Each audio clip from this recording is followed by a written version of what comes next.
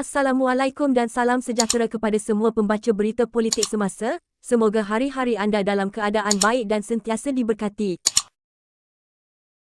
Di sebalik keraguan mengenai status 4 ahli Parlimen Sabah yang meninggalkan Bersatu, seorang daripada mereka Armizan Mohamed Ali menafikan mereka mengkhianati parti itu serta Presidennya Muhyiddin Yassin. Armizan, yang menegaskan dia adalah ahli langsung Gabungan Rakyat Sabah GRS, sebelum bertanding pada pilihan raya umum ke-15 PRU15, berkata, semua ahli Parlimen Bersatu Sabah, kecuali ahli Parlimen Beluran, Ronald Kianda, meninggalkan parti itu dengan sentimen dan aspirasi untuk rakyat Sabah. Tak ada persoalan main kolam antara Muhyiddin dan atau Bersatu, kita punya sasaran ialah masyarakat Sabah. Pada masa sekarang sentimen masyarakat, sekarang ini kita bergerak berteraskan atau berdasarkan parti lokal. Lanskap politik Malaysia, kita memperjuangkan agenda Sabah dengan lebih efektif. Dengan gagasan lokal, tak orang bilang menentang aspirasi orang Sabah. Itu sebab kita menubuhkan dan sertai GRS pada masa itu, supaya parti lain sedia bersama dengan kita, katanya pada sidang media di Pulau Meranti, di Puchong, hari ini.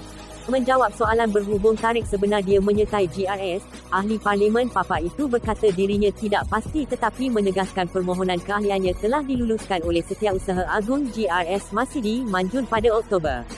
Kamu kena faham keunikan kerjasama antara GRS dan Bersatu di Sabah. Penubuhan GRS sendiri dapat restu daripada Bersatu, keanggotaan Bersatu Sabah dan GRS sebagai gabungan dapat restu daripada Bersatu pada ketika itu. Jadi sebagai orang yang terlibat dalam penubuhan GRS, sudah tentu saya mahu menjadi antara orang pertama yang menjadi ahli, katanya.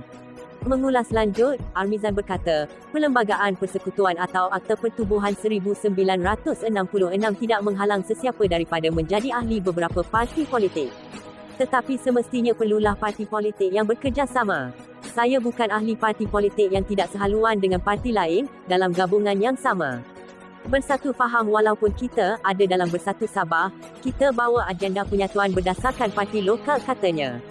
Mengulas keahliannya dalam Bersatu, Armizan berkata Bersatu Pusat masih belum mengeluarkan notis untuk membatalkan keahliannya selepas dia menyertai GRS.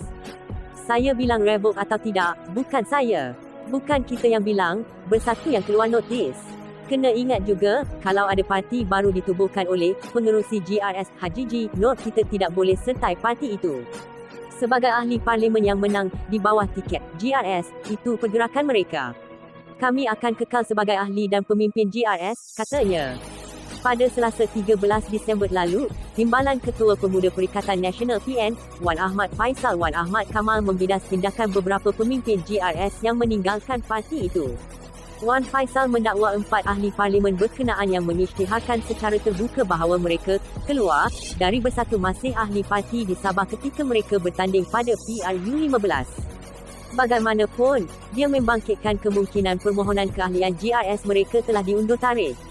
Walaupun GRS dikenali secara umum sebagai gabungan 5 parti, namun buat pendaftar pertubuhan dan Suruhanjaya Pilihan Raya, ia adalah parti politik biasa. GRS didaftarkan secara rasmi pada 11 Mac. Sebagai sebuah gabungan, GRS meletakkan 12 calon untuk pilihan raya 19 November lalu yang menyaksikan 6 calonnya menang. Sejurus selepas pilihan raya, GRS pada mulanya berikrar menyokong Presiden Bersatu Muhyiddin Yassin sebagai Perdana Menteri, tetapi menukar pendirian 5 hari kemudian. Ini selepas Presiden PKR Anwar Ibrahim dilantik olehnya di Pertuan Agong sebagai Perdana Menteri.